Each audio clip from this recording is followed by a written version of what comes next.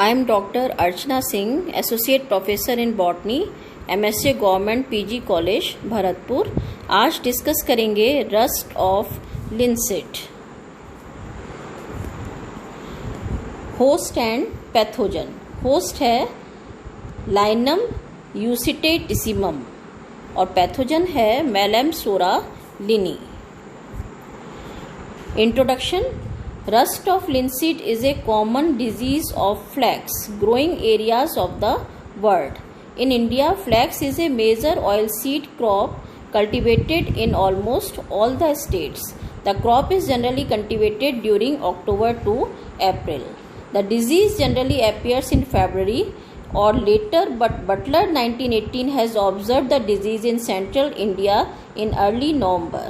At the time of crop harvesting, the affected plants get a fired appearance due to the presence of टीलियल सोराई।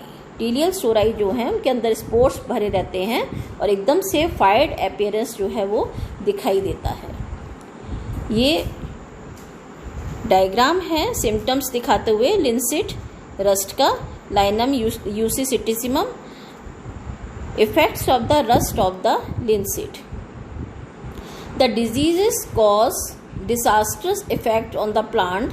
Once the disease set in a field, most of the linseed fields in the locality get affected within no time. The disease generally appears in epidemic form. काफ़ी तेज़ी से ये disease जो है फैलती है और सारी की सारी क्रॉप्स जो है वो इससे संक्रमित हो जाती है। Severely infected plants get mostly defoliated, due to which starch formation is also reduced. Most of the food reserves of the host is consumed by the pathogen, resulting in decrease in the yield of seeds and quality of fibers. Oil content of the seeds is also reduced. तो disease कैसी है? काफ़ी severe है और बहुत तेज़ी से spread होती है और इसमें डिजीज़ के कारण जो फूड रिजर्व्स हैं, जो ग्रेन्स बनते हैं, उनमें स्टार्च का फॉर्मेशन नहीं हो पाता है। स्टार्च जो है वो डिक्रीज हो जाता है, जिससे सीड्स की क्वालिटी जो है वो गिर जाती है और ऑयल कंटेंट भी रिड्यूस हो जाता है। Symptoms of the rust of linseed. क्या सिम्टम्स हैं? The leaves are the first to show the symptoms and gradually all the aerial parts of the plants get infected. सबसे पहले सिम्टम्स जो हैं वो दिखाई देते हैं पत्तियों के ऊपर, उसके बाद पूरा पौधा जो है, सभी एरियल पार्ट्स जो हैं वो इन्फेक्टेड हो जाते हैं। Large orange coloured pustules generally appear on the leaves. Small pustules are initially surrounded by chlorotic area. Little necrosis of the leaves is at first observed, but it grows become more general and the leaves prematurely die. तो orange colour के pustules जो हैं वो पत्ती के ऊपर बनते हैं, उसके चारों तरफ एक रिंग लाइक स्ट्रक्चर बनता है जिसमें क्लोरोफिल जो है एब्सेंट होता है, जिसकी वजह से लीव्स का नेक्रोसिस हो जाता है और नेक्रोसिस होने से पत्ती जो है वो प्रीमैच्योरली समाप्त हो जाती है, मर जाती है। The pustules on the leaves are uredo pustules containing uredo spores. जो पस्ट्यूल्स बनते हैं उसमें यूरिडो स्पोर्स होते हैं और यूरिडो पस्ट्यूल्स के नाम से जाने जाते हैं। यूरिडो पस्ट्यूल्स में also appear on stems, while the यूरिडोपस्ट्यूल्स on leaves are round and small, those on stems are elongated and irregular. तो यूरिडोपस्ट्यूल्स जो हैं वो लीव्स के ऊपर अपीयर होते हैं और लीव्स के ऊपर गोलाकार और छोटे आकार के होते हैं, लेकिन स्टेम्स के ऊपर ये elongated और irregular होते हैं।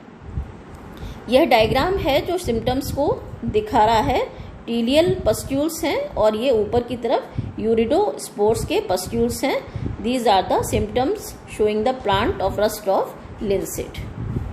टेलिडो pustules are generally produced on stems and rarely on leaves if they have not been shed prematurely. Orange yellow uridopustules are often surrounded by reddish brown teletopustules. The contents of teleal pustules do not break the epidermis of the host and remain buried subepidermally, appearing glossy. Disease cycle. Disease cycle में हम देखेंगे in temperate countries primary infection takes place through basidiospores which are produced as a result of germination of teletospores perinating in the soil, but in tropical countries the Telutospores produced at the end of growing season, that is April to May, lose their viability due to excessive heat of summers. तो Telutospores जो है वो germinate करते हैं और germinate करने के बाद में ये मियोसिस और उसके बाद माइटोसिस के बाद बेसिडियोस्पोर्स में कन्वर्ट हो जाते हैं और सॉइल के अंदर पड़े रहते हैं। यह स्पोर्स अप्रैल से मई तक ग्रो करते हैं और अपनी वायबिलिटी जो है ज़्यादा अधिक गर्मी पड़ने से इनकी वायबिलिटी जो है वो समाप्त हो जाती है। Uredospores too are killed due to excessive temperatures. It is presumed that the uredospores produced on linseed at hills come down to plains to cause infection. Thus the primary inoculum, wind blown, fall on the host, germinate and cause infection.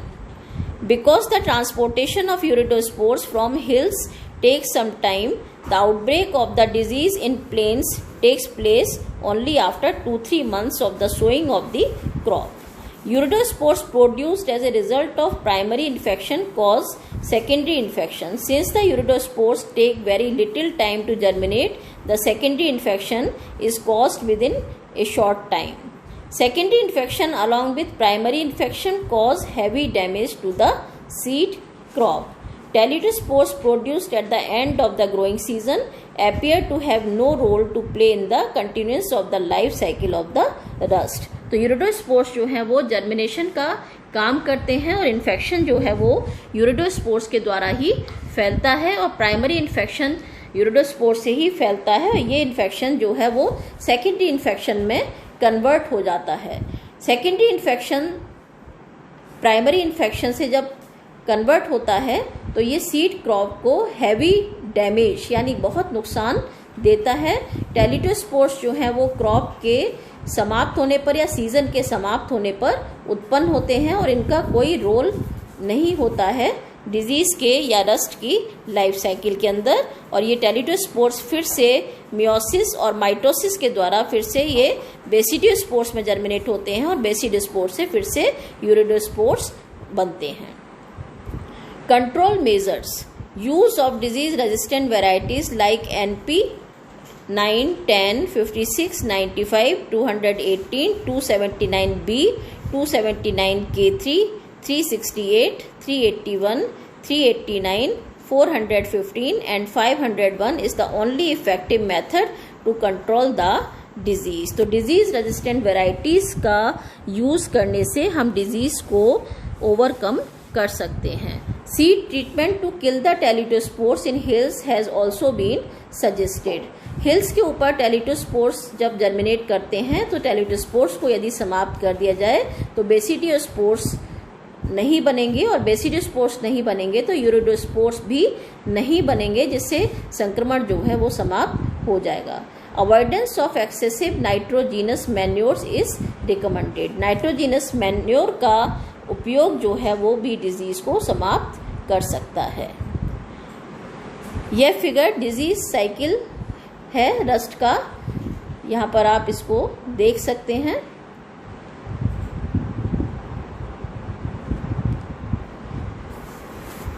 Thank you.